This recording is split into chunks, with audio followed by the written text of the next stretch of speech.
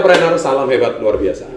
Oke, pada kesempatan kali ini saya ketemu sahabat lama saya, guys. Ceritanya sahabat lama. Jadi beliau ini teman lama, 14 tahun yang lalu, teman main basket di salah satu klub kebugaran di Surabaya. Yang mana waktu itu kita bertemu dan itulah pertama kalinya saya mengenal dunia saham. Jadi ini penting banget, kita akan belajar langsung dari pakarnya. Kan banyak yang mention di kolom komen, Pak bahas saham dong, bahas cara menabung saham yang benar tuh bagaimana dan sebagainya. Nah, Anda sudah pasti menonton video saya 3 cara menabung, yang mana video itu sekarang udah ditonton 4 juta view. Dan yang saya bahas selalu banyak menabung properti sama menabung emas. Tapi saya jarang mengajarkan menabung saham. Kenapa saya tidak mau mengajarkan menabung saham? Karena saya tidak akan mengajarkan sesuatu kalau saya tidak menguasai. Nah, itu sudah tipikal channel Success Before 30. Saya tidak mungkin mengajarkan sesuatu yang belum saya lakukan. Nah, karena saya tahu saham ini kontroversinya banyak. Ada orang ngomong saham itu judi lah, ada orang ngomong saham itu haram lah, ada orang ngomong apapun itu. Nanti akan kita bahas tuntas langsung dengan pakarnya, di mana beliau bukan pakar saham, guys, tapi beliau ini perusahaannya sudah TBK, alias pengusaha level 5, pengusaha yang sudah baru saja meng-IPO-kan perusahaannya, PT Putra Rajawali Kencana, yang sekarang disingkat dengan namanya Pura. Nah, jadi siapakah beliau? Setelah yang satu ini.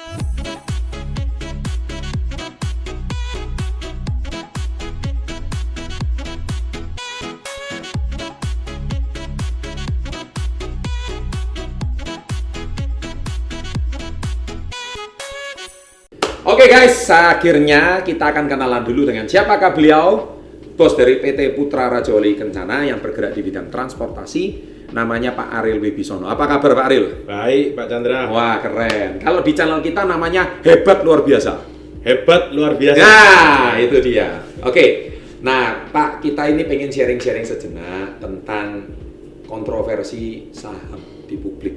Tapi sebelum saya membahas jauh tentang saham, saya pengen tahu ceritanya Pak Ariel ini gimana. Masa kecilnya tuh lahir di mana? Wah, cerita ini panjang nih. Iya. Saya ini lahirnya di Surabaya. Lahir Surabaya. Tetapi orang tua saya itu di Probolinggo. Orang tua asli orang Probolinggo. Iya. Jadi saya ini sempat pendidikan SD itu di Probolinggo. Baru setelah itu menginjak SMP, SMA di Surabaya. Dan kuliah saya di Amerika. Jadi bisnis saya pun dari orang tua juga ada yang basisnya di Probolinggo. Di masa kecil saya ya Probolinggo, Surabaya. Numpang lahir di Probolinggo. Lahirnya di Surabaya. Lahir Surabaya. Iya, lahirnya di Surabaya. Baik. Orang tua pengusaha ya? Pengusaha semua. Basicnya usahanya apa orang tua? Basic pertama kali di industri trucking. Terus ayah saya bengkel truk juga. Ya. Kita juga perdagangan untuk tetes tebu. Terus sekarang berkembang. Ayah saya juga ada di sarang burung walet. Terus mama saya yang di transportasi. Ya. Berarti artinya saya lihat ini adalah di bawah holding Rajawali Group ya? Betul. Rajawali Group itu berarti udah generasi keberapa? Sebenarnya saya ini generasi ketiga. Wah, jadi ini dinasti turun-temurun guys. Kita kapan lagi channel Success Before 30 bisa mendatangkan pengusaha yang udah 3 generasi. Ini keren. Boleh diceritain dulu berarti dari kakek ya? Betul, dari kakek. Kakek itu usaha apa dulu?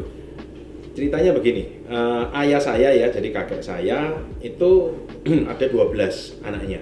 Anaknya 12? Ya, yang cowok itu ada 4. Dan kebetulan ayah saya ini cowok tertua nomor 2. Gitu. Dan kebetulan bisnisnya itu di trading tetes tebu. Kita bicaranya itu mungkin umumnya orang bilang sugarcane molasses gitu ya. Bahannya untuk vetsin, micin, ya, MSG, sekarang berkembang ke alkohol, etanol, energi, pakan ternak, kecap, dan banyak lainnya. Jadi ayah saya kebetulan dulu dipercaya sama kakek saya untuk ngurusi bagian logistiknya.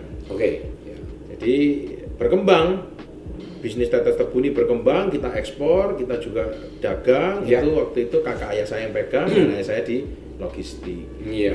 Jadi singkat cerita, akhirnya ayah saya karena berkutatnya terus-menerus urusan di truk, logistik, bengkel, akhirnya passionnya mencintainya di situ. Dan sampai sekarang ini yang akhirnya saya meneruskan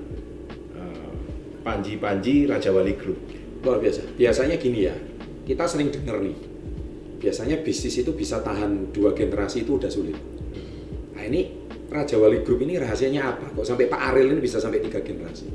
Saya selalu belajar, belajar, mendengar, mengkombinasi apa itu pengalaman dan pengetahuan. Sehingga saya selalu punya filosofi, generasi pertama kali itu pasti menciptakan peluang. Ya. Generasi kedua membangun. Generasi ketiga mengembangkan. Oh, sampai kayak gitu. Ya, itu filosofi yang turun temurun menjadi tongkat estafet yang selalu diajarkan ke saya. Dalam pengertian kenapa kita harus mengembangkan? Karena orang tua saya pun 15 tahun yang lalu, 20 tahun yang lalu sudah memikirkan. Sehingga makanya saya disekolahkan ke luar negeri untuk melihat masa depan dunia itu kemana arahnya. Ya, dimana memang orang tua saya mungkin tidak mengalami hal pendidikan yang cukup tinggi. Betul. Sehingga anak-anaknya yang mewakili mereka. Sehingga filosofi kita mengembangkan ini, itu kita harus mengerti dunia ke depan seperti apa.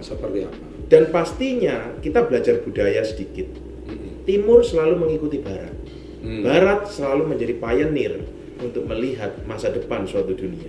Oleh karena itu saya disekolahkan ke luar negeri, ke Barat untuk melihat kira-kira Timur ini 10 tahun lagi seperti mau apa, jadi apa, 15 tahun lagi seperti apa. Itulah yang akhirnya saya adopsi dan saya pakai ilmu-ilmu saya dengan pengalaman-pengalaman yang diberikan orang tua ke saya, baik itu bagus maupun pahit, itu saya kombinasi. Keren. Ini sebuah pendidikan yang bagus dari orang tua atau kakek yang ada di naungan Raja Wali Group. Bagaimana mendidik, ini sebuah pelajaran berharga guys. Kalau kita next time, kalau usaha itu bisa turun temurun, bisa luar biasa. Saya dengar baru-baru ini Pak Ariel ini ya meng-IPO-kan salah satu perusahaannya. Boleh diceritakan bagaimana proses membangun perusahaan pertama sebelum Amerika tuh sampai jadi IPO? Betul. Wah, ini cerita nih ya. Ceritanya gini. Cerita. Saya itu paling bungsu dari 3 bersaudara. Saya lulus kuliah itu 2004. Dan saya juga heran kenapa mama saya terutama itu yang minta saya pulang duluan. Bukan kakak saya. Ya. Saya disuruh pulang untuk membantu perusahaan. Pertama yang saya bantu membenahi administrasi waktu itu. Merapikan administrasi, merubah administrasi menjadi, dulu belum bahasa digital ya, tapi kita ngomong sistem. Sudah sistem komputerisasi. Karena saya di luar negeri sudah terbiasa dengan komputerisasi, menggunakan sistem komputerisasi. Itu langkah pertama. Terus singkat ceritanya saya 2006 saya ingin berusaha sendiri. Saya mendirikan perusahaan sendiri. Perusahaan pertama saya PT Raja Wali Dwi Putra Indonesia. Bergerak di bidang? Di bidang tracking sama cair, industrinya tapi kita lebih luas dengan bahan baku utamanya crude palm oil, CPO. Karena saya nggak jauh-jauh beda sama usaha orang tua ya? Usaha orang tua tetes tebu, turun-temurun, dan itu waktu itu ya orang tua saya masih cukup in charge dan memang mereka masih yang mengurus sebagai leader. Jadi saya merasa untuk menimpa saya lebih dalam, saya harus terjun ini. Terjun itu tidak bisa kalau kita cuman sebagai orang yang hanya melakukan atas perintah, tapi kita harus memberi perintah, gitu ya. Sehingga saya memutuskan mendirikan usaha sendiri. Tapi ceritanya mendirikan usaha ini yang 90% banyak pahitnya, 10% yang baru manis. Boleh diceritain pahitnya itu seperti apa?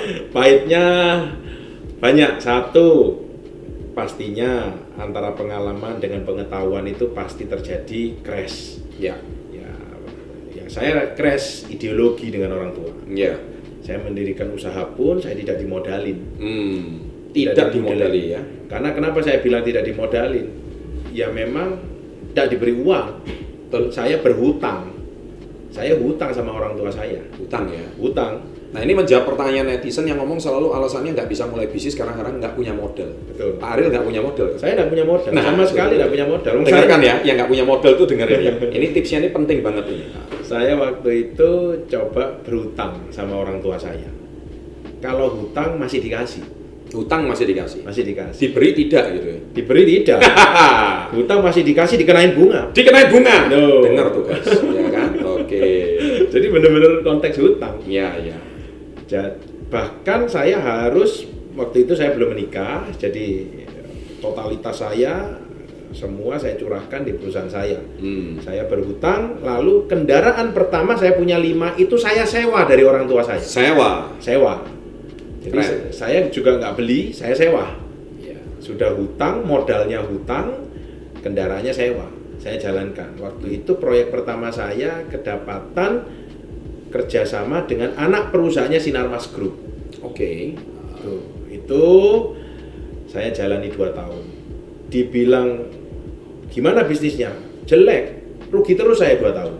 Iya. Merugi terus. Tapi saya lihat ini opportunity kedepannya bagus. Iya. Kenapa merugi? Karena memang waktu di era saya di 2004 tuh bisnis industri itu juga mau shifting dari generasi X ke generasi Y. Iya. Kontroversi konvensionalnya itu masih melekat. Contoh waktu itu yang saya dobrak, kenapa kendaraannya tonase jembatan timbangnya kecil, sedangkan peningkatan volume permintaan itu tinggi.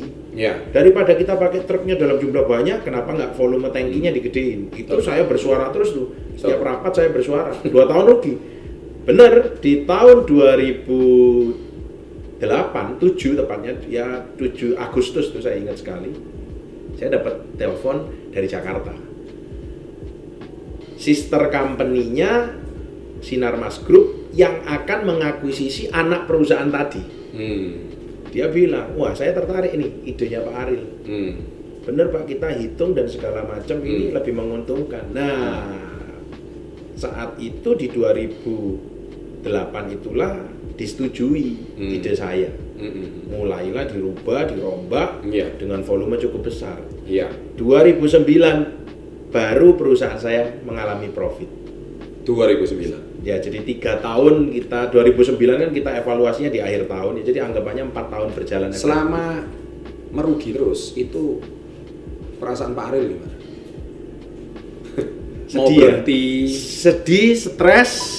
Ya. Sedihnya itu satu diomeli ya. Okay. Karena gini, saya nggak menyalahkan. Lagi-lagi filosofi, kenapa sih kita selalu bicara ada shifting ya budaya. Betul. Budaya itu shiftingnya itu karena bertemunya pengalaman berpindah ke pengetahuan. Iya. Terus bertemunya pengetahuan seperti sekarang ke milenial berpindah ke pengetahuan. Ya. Sehingga pengetahuan kita sekarang ini, pengetahuan saya dulu itu jadi pengalaman. Betul. Gitu. Dan setiap 15 tahun itu mengalami shifting, dan sekarang shifting itu lebih cepat lagi. Mungkin 8 tahun udah shifting. Iya. Makanya ada milenial, ada baby boomers. Sama, dulu sedihnya saya karena mereka tidak melihat future value, tidak melihat masa depan. Yang melihat selalu untung rugi. Ya. Untungnya berapa? Cuan kenapa masih dikerjain terus? Kenapa buang-buang waktu? Betul. Lebih baik kan kamu ngurusin bantu mama, bantu papa ini. Iya. Itu yang saya sedih. Karena gini. Belum married itu ya? Belum married. Dan saya cerita nih. Ini agak bocor-bocoran dikit. Saya married itu akhirnya pun yang nyuruh orang tua. Yang maksain saya married karena saya pacarannya lama. Oke, sudah terlalu lama pacaran. Terlalu lama pacaran. Berapa tahun lo pacarannya itu? Saya 11 tahun. Oh, tuh denger tuh. 11 tahun ya. Pacaran itu 11 tahun dan 11 tahun pacaran. Kalau nggak disuruh akhirnya bisa berlanjut ke tahun 12 gitu. Saya sebenarnya kenapa ya? Karena saya masih membangun bisnis saya. Ya. Jadi saya menyadari belum settle gitu lah ya. masalah settle-nya itu relatif, tapi waktunya yang saya merasa mau memiliki tanggung jawab lebih, saya takut. Karena saya takut tidak bertanggung jawab. Gitu. Kalau sudah punya istri, punya anak. Karena masalah waktu lagi-lagi, tapi karena desaan keluarga, lagi-lagi ya itu. Saya bicara ini sedih, pahit itu semua jadi satu. Karena lagi-lagi kesedihan saya itu kan harus membuktikan dulu. Sedangkan shifting sesuatu pengetahuan, pengalaman menjadi suatu pengetahuan baru, itu kan dasar pertama kali argumentasi.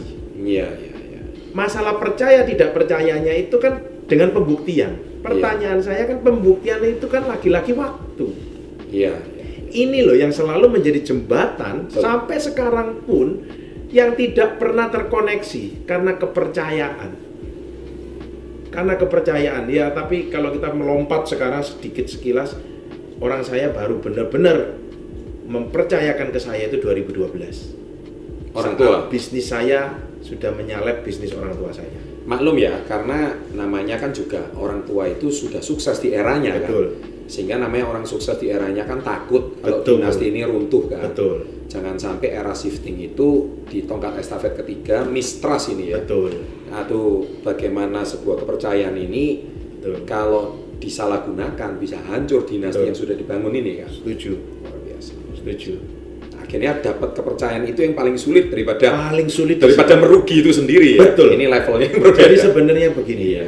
Faktor psikologi suatu anak muda terutama. Betul. Ya, itu paling penting. Iya.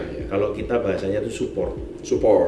Kita merugi asal disupport itu kepercayaan diri kita itu akan meningkat. Sama seperti banyak saya dengar dari motivator. Kalau kita ingin mendapatkan rezeki lebih, berpikirlah positif, bertindaklah positif, dan membukalah wawasan secara positif. Maka yang akan datang juga yang positif. Itu kan sama seperti kalau kita sedang merugi, harus ada yang nyupport.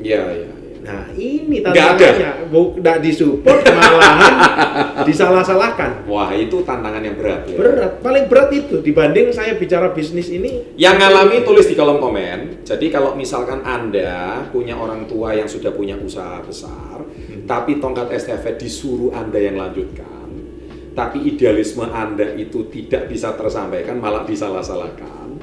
Anda punya pemikiran baru, tapi orang tua kan pasti punya pemikiran gini, loh yang sukses saya loh, kamu itu kan masih anak gitu, ngerti apa sih istilahnya gitu ya. Bukannya didukung tapi malah disalah-salahkan. Nah ini strugglingnya Pak Ariel ini kita bisa belajar guys. Ini penting banget. Sehingga apa yang Pak Ariel lakukan sampai akhirnya bisa breakthrough. Wah ini penting ini. Betul. Nah, itu bisa saya katakan begini. Ada nekat juga. Tapi sebelum nekat, saya atur strategi. Betul. Karena ini menjawab pertanyaan kenapa saya IPO. Saya ini bikin blueprint untuk TBK di 2009. Dan saya sudah menyetuskan TBK saya di 2020. Oh, memang sudah ya? Sudah. Dan blueprint itu sudah ada, menuju ke sana kita harus bikin restructuring-nya, harus bikin perusahaan-perusahaan apa aja, itu sudah saya konsepkan semua. Tetapi saya waktu itu bikin konsep, waduh, kalau saya ngerjakan sendiri susah. Saya 2008 saya membujuk rayu kakak saya yang cowok pulang ke Indonesia. Bantu saya lah istilahnya gitu. Saya bilang bukan bantu, ayo pulang ke sini. Bisnis industri transportasi logistik ini gampang. Masa depannya cerah, gampang, mudah. Karena banyak anak mudanya tidak berminat di bisnis ini. Oke. Saya bilang gitu, kok nggak berminat kok tambah mudah? Lawan kita orang-orang tua. Oh, lawannya orang tua. Ya. Lawan orang tua itu gampang. Karena mereka bekerja berdasarkan pengalaman dan spirit. Oh iya, pengalaman dan kita spirit. Bekerja berdasarkan pengetahuan dan data. Iya, itu bedanya di situ. Sehingga kita ngomong mereka modal otot, kita modal otak. Iya. Ayo, lo pulang ke sini bantu aku. Iya. Ayo. Ini gampang sekali kok lawannya. Iya. Tinggal kita suruh jatuh semua. Saya waktu itu bilang gitu. Iya. Ya maklum anak muda dengan gaya penuh idealisme dan aroganisme. Iya. Saya akui. Tapi untuk membujuk rayu harus begitu. Harus itu. Kalau enggak, ya enggak ada tawaran lebih menarik. Harus ada sikap provokatifnya dikit. Iya. Jadi waktu itu saya ajak kakak saya tertarik pulang. Strugglingnya juga sama, debat kusir dengan orang tua juga sama, tapi setidaknya sekarang 2 suara. 2 suara. Kalau Ya. dulu kan saya sendiri, Ya, waduh, berat. Sekarang 2 suara. Sekarang dua-dua anak kandungnya. Anak kandungnya yang Kalau mempunyai ilmu pengetahuan sama, Iya. sekolah tempatnya sama, Sama. dan satu kunci. Dan yang nyekolahkan orang tua yang sama. Nah, ini yang menarik. Nah. Satu, saya masih ingat sekali breakthrough pertama kali dari psikologi dulu, sebelum saya cerita bisnisnya, langkah-langkah strategi. Saya bicara begini ke orang tua waktu itu. Ini tengkar hebat nih. Tengkar hebat. Waktu itu masalahnya kakak saya, bukan masalah saya. Ya strugglingnya kakak saya. Saya nengahin, saya bilang gini, ngapain mama papa investasi anaknya sekolah luar negeri? Kalau ilmu yang anaknya punya tidak diakui dan tidak dipercaya, coba dipikir dulu. Kenapa harus berinvestasi mahal-mahal? Kalau apa yang kita belajar di sana Tidak dipakai dan tidak dipercayai, terus buat apa sekolahkan kita? Iya. Lebih baik saya nggak sekolah. Itu orang tua gimana akhirnya sikapnya? Diem ya? Orang diem. 1 minggu kemudian mama saya telepon. Iya. Baru mulai kita 3 suara lawan papa saya. Iya. Karena nggak bisa nyalain juga karena papa kan sukses di eranya kan? Iya. Itu. Ini menarik ini guys. Jadi kalau dibicara saya nggak ngajarin politik ya, Iya. tapi strategi demi strategi untuk melepas suatu struggling itu nggak bisa dengan bisnisnya dulu, action di bisnis dulu, nggak bisa. Karena lagi-lagi bisnis itu ada resiko merugi nggak disupport, wah kita bisa down. Iya. Kalau udah down ya pasti ruginya terus-terusan. Iya. Tapi kalau kita sudah punya kubu, punya kekompakan, nah itu kan lain ya. Iya. Bisa sharing, beda sekali gitu. Tim lah. Akhirnya 3 lawan 1 ya. 3 Dan alhasil waktu itu ayah saya masih nggak bisa ditekuk. Iya. 2010 saya melakukan gebrakan luar biasa. Perusahaan saya membeli 300 truk baru. Wah, sejumlah berapa itu waktu itu? 300 truk baru itu Pakai hutang itu ya? 150 miliar. 100 pakai hutang itu? Pakai hutang. Dan herannya ayah saya, ya saya nak minta orang tua saya melakukan sendiri, saya mekanisme sendiri, saya melakukan semuanya sendiri, perusahaan saya. Tapi saya tulis Raja Wali Group. Dengan tetap menjaga kehormatan orang tua. Iya, dengan jaga kehormatan orang tua, nggak ngawur. Ya. Terbukti saya financialnya di backup oleh perbankan. Bayangkan kalau perbankan sudah membackup saya, tandanya apa? Bisnis saya bagus dong. Sustain, bagus, layak, ya, kredibel, dan tidak meminta aset orang tua lebih untuk sebagai jaminan tambahan. Tidak. Tidak. Saya memikirkan, dia lagi-lagi saya dulu otak, bukan otot. Gitu ya. Saya mengemas semuanya itu dengan baik. Betul. Baru 2011 ayah saya minta dengan saya kuota kendaraan tadi. Waduh, ini tidak mudah ya. Tidak mudah. Jadi dan merubah mindset ayah saya yang dulu cuma beli truk bekas dan menjadi truk baru. Inilah langkah pertama saya didukung dan akhirnya berhasil menuju go public. Oke. Itu tahun 2011 awal starting dari orang tua sudah jadi satu tim. Karena membentuk yang namanya holding, TB kan udah pasti kita kerap umum membicarakan holding. Betul. Holding itu kalau internalnya nggak kompak, kapan pernah bisa jadi holding? Ya. Holding pertama kali itu harus kompak dulu. Internal. Karena ini kan banyak anak dan cucu. Betul. Kan nggak mungkin kita bicara dengan mimpi go public, orang tua aja nggak satu visi. Orang zaman sekarang aja jangankan perusahaan yang diwariskan ya. Warisan tanah aja bisa ribut. Nah, betul ya Pak Ril? Betul. Harta warisan itu bapaknya belum mati itu. Betul. Nah, tulis di kolom komen yang alami itu ya. Anak, cucu, istri, menantu sudah pada ribut semua. Saya bisa bayangin itu. Apalagi kalau makanya jangankan bertahan sampai 3 generasi ya. Betul. Bapaknya aja yang masih sakit terkapar aja lihat anaknya udah ribut harta warisan aja mungkin udah stres gitu ya. Nah, mungkin kurang lebihnya seperti itu ya Pak. Seperti itu. Nah ini guys, ini ada satu pelajaran menarik yang kita bisa belajar dari Pak Ariel. Rupanya memang tidak mudah mengubah mindset orang tua yang sukses di eranya. Tapi kita terapkan dengan idealisme sekarang. Ini pelajaran yang tadi diberikan Pak Ariel itu menarik sekali. Ini pelajaran kehidupan loh ini. Betul. Ini sebuah pelajaran kehidupan.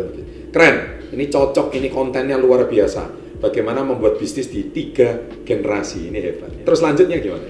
Kuncinya saya nambahkan kesabaran nomor 1. Jadi idealisme kita itu hanya Tuhan dan waktu yang menentukan. Ya, betul. Karena asalkan kita satu perahu, satu visi, satu ideologi, menggabungkan tadi pengalaman dengan pengetahuan, melibatkan orang tua.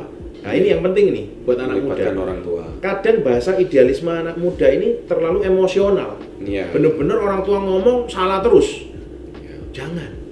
Saya pun akhirnya bisa kompak semua karena pengalaman orang tua. Saya melibatkan orang tua dengan passion dia, sehingga kita menjadi satu keluarga besar, holding company, di mana orang tua saya libatkan juga ide-idenya dia, kita juga terima. Jadi bukan idealisme kita, tetapi apa yang kita arahkan menuju kemananya itu harus benar-benar satu visi. Itu yang harus. Dan itu proses perjuangannya 4 tahun ya. Prosesnya yang lama tuh di situ. Lama. Ternyata sebenarnya bukan usahanya sendiri. Bukan usahanya yang lama. Usahanya sih sudah oke gitu ya. Karena kalau semuanya semuanya satu visi. Aduh, satu ibaratnya tahun. teamwork ya, itu mantap. Betul. Itu teamwork kita bikin kalau mungkin di pertandingan bola, karena saya hobinya bola ya. Betul. Kita mau bikin seperti apa nih?